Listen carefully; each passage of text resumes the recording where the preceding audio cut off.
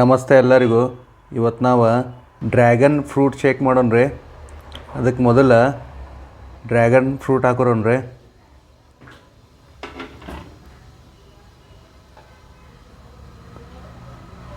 ಆಮೇಲೆ 2 ಸ್ಪೂನ್ ಸಕ್ಕರೆ ಹಾಕೋರೋಣ್ರಿ.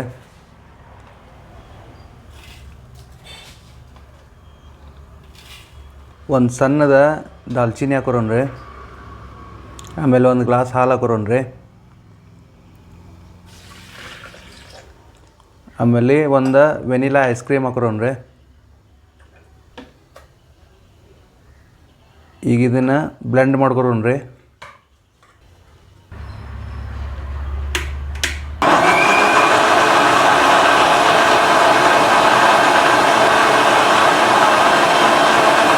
ಈಗ ನಮ್ಮ ಶೇಕ್ ರೆಡಿ ಆಗೈತೆ ರೀ.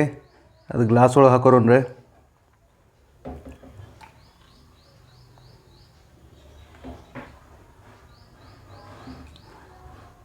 ಈ ವಿಡಿಯೋ ನಿಮಗೆ ಇಷ್ಟ ಆದರೆ ಒಂದು ಲೈಕ್ ಮಾಡಿರಿ, ಶೇರ್ ಮಾಡಿರಿ, ಸಬ್ಸ್ಕ್ರೈಬ್ ಮಾಡಿರಿ.